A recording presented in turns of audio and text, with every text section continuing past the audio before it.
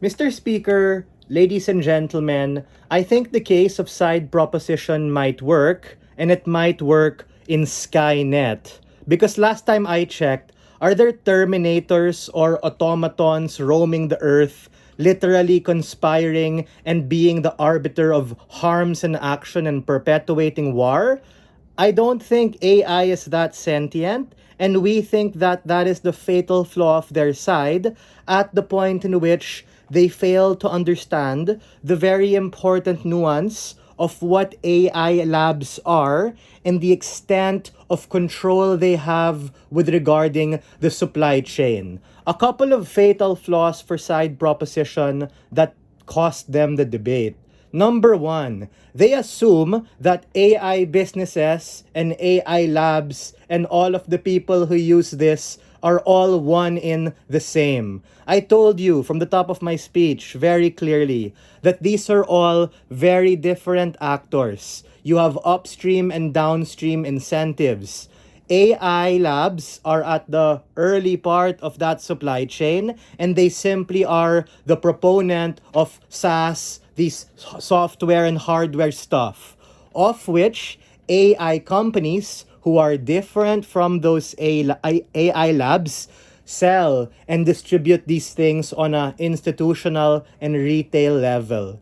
And then, where the crux of this debate happens is when shit hits the fan. Bro, like what I said in my point of information, these AI labs, can they control the end con or the end consumer? Can they control the businesses who they're selling to? That's why we win on their case, the gun case, and the knife case, because the similarity is that the very person who is able to do the stabbing or do the shooting or do the porn sketchy distribution of perverse things are the ones who are accountable. But the second thing, and I think their biggest attempt to do a haymaker at our case is, bruh, we can do both. We'll sue them proportionally. Yeah, we know they're different. We'll hold them all accountable, just like how we do governments.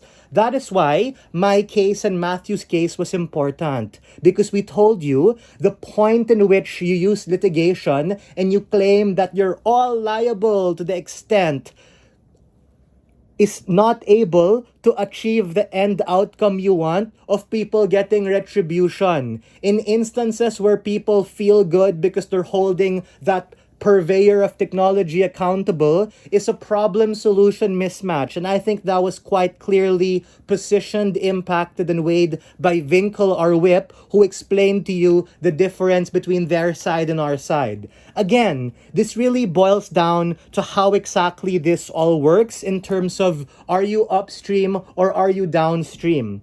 The fatal flaw that their side really has is assuming that all of these particular people are equally culpable. But the thing is, man, just because we can do something doesn't mean we should. This is a truth judgment, value judgment, whatever kind of debate. And we've clearly told you that on our comparative, you simply are able to protect these particular businesses. And from Matthew's unresponded to extension, we literally are able on our side to proportionally and specifically hold those specific people accountable. Meaning, yeah, we'll give you that in your case. You can do all of these things, but that is the point in which, and I told you this from my speech, you dilute the effort to truly be able to find accountability.